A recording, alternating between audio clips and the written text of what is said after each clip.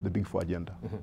But in terms of maybe the time frame, because we are given only 1% that has been, you know, the target that the government so far has met as far as the Big Four agenda is concerned. Are we strapped for time? Will we be able to realize this before President Uhuru Kenyatta, you know, exits office, right? And maybe people are saying this could be why you can see the president is really frustrated right now, so to speak. I was speaking to someone and then he was saying he seems to be in a panic mode as it is right now, because also the time given, time is not really on his side. Yeah, although the 1% number, it's hard to comment on it without looking at what the metrics is. The metrics is, yeah. So it's a bit difficult for. Look, are we going to achieve the Big Four? I think we have already answered that. In housing, some progress will be made. To the extent of the progress, difficult to quite quantify right now. In UHC, absolutely possible to achieve it. But as Kipron was saying, the robustness of implementation, and you've certainly seen the president make some changes at executive level in terms of driving that UHC agenda. On manufacturing, again, some progress may be made. Some big things we haven't been able to solve, like the cost of power, like incentives. For instance, and you'll see that in every economic survey, we will say it is the informal sector that is creating jobs. So you would expect that there is commensurate effort on the policy side. If small businesses are responsible for 90% of our jobs, then perhaps, you know, that's where our effort ought to be. So could there be some improvements there? Yes. And again, it comes back to some of the old questions. Cost of credit. Now, we may blame Habil's colleagues, but frankly, it is often the behavior of government.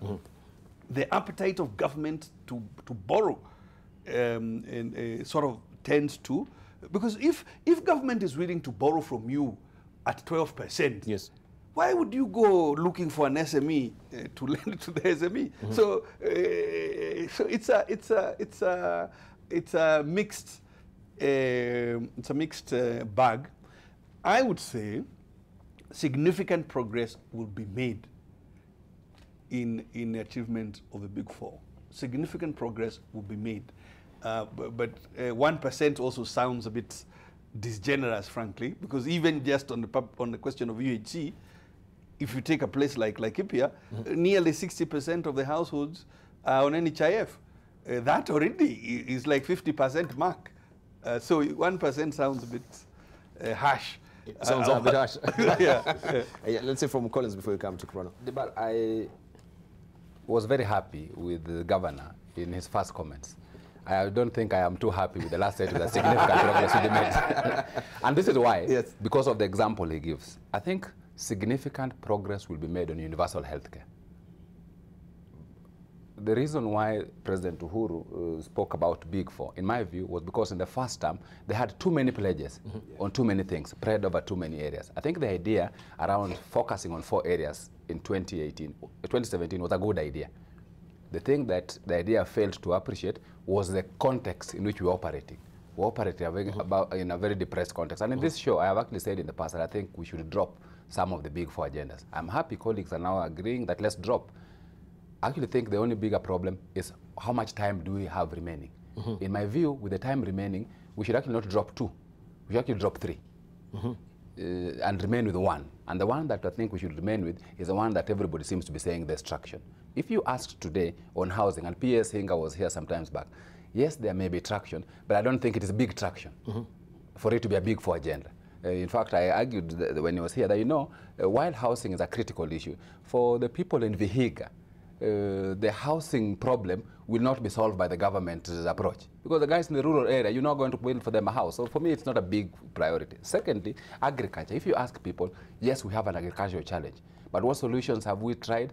Dams. The least we talk about dams, the better. Because as opposed to giving us solutions, it's giving us problems. Let's go to manufacturing. There's been a conversation about power, and CS Keter tried a short while, then it died. The one place where nobody will complain about some traction, despite the challenges, is universal health care.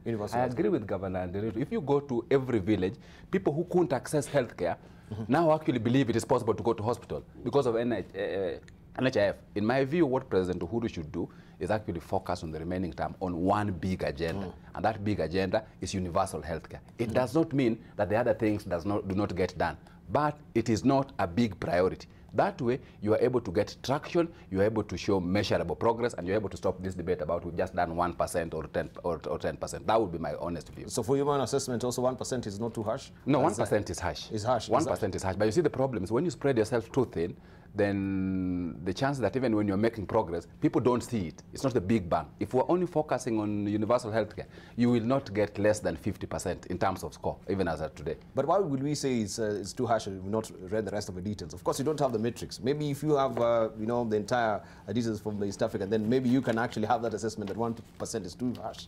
We'll come to you, Governor. Yeah. Let's hear from Kiprono.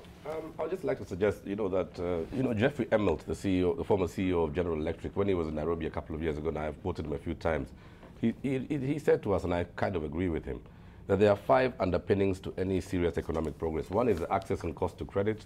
2 is having a stable legal and regulatory environment. 3 is the ability of any economy to harness its human resource potentiality. 4 is the cost of energy. And 5 is the intervention of information communication technology. And in a way, I mean, even that speaks to the Big Four agenda. And maybe to what Colin said earlier, I mean, I would suggest that the President Kenyatta actually drops 2 of those and adds 2 more. And adds 2 more. So that we still retain Big Four.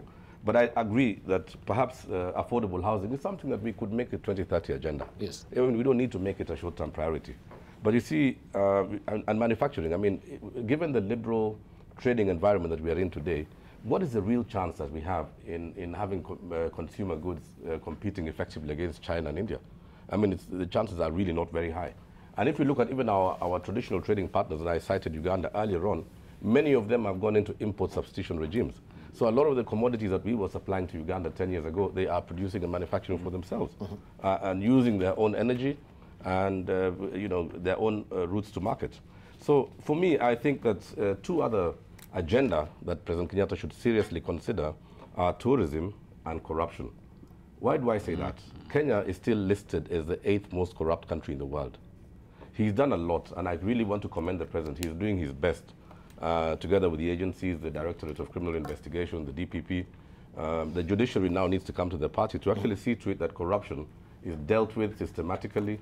And corruption, we also need to perhaps refocus our energies on the fight against corruption, to adopt a more bottom-up approach, where we actually start to inculcate into the people the real impact that corruption has in our society.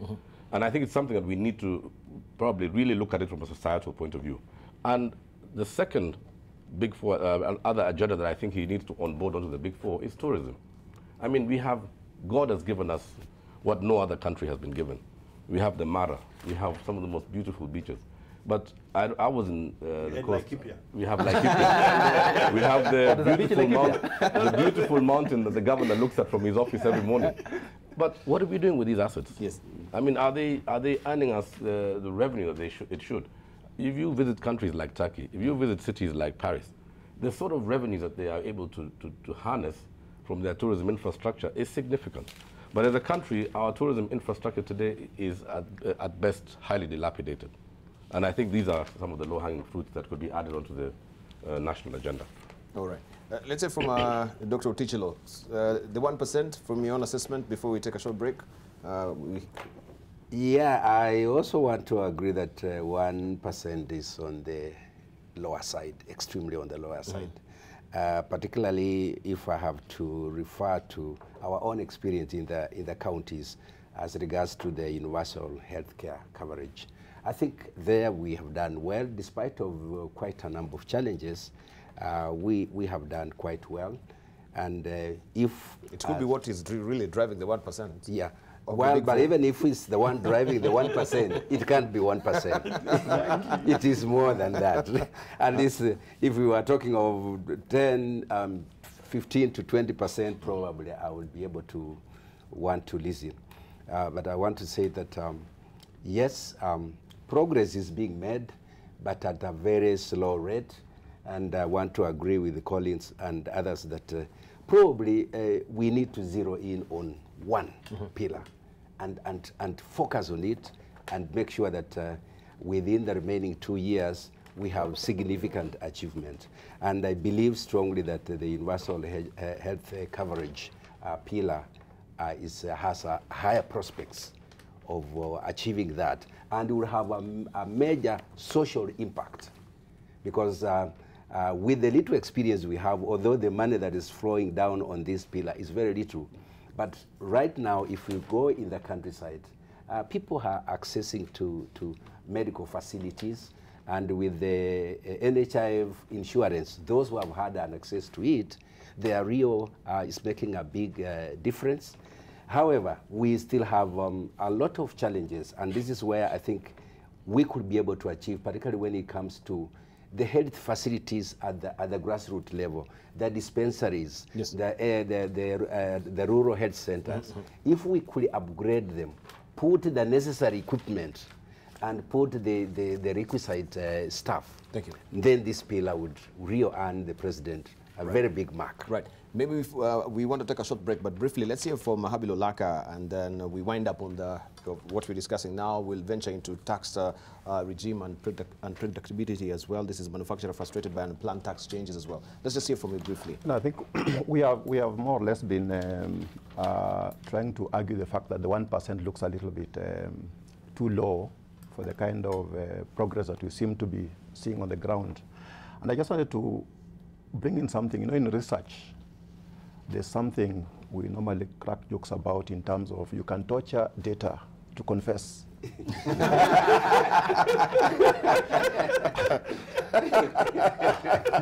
I like it. And I think in this particular case, we need to know we don't have access to the data that they used in order to arrive at that 1%. And maybe the base that they were using, because in terms of the output, is quite clear and evident. But the base they were using to determine that 1% is what we need to interrogate, so that we can be able to discuss it on a level playing field.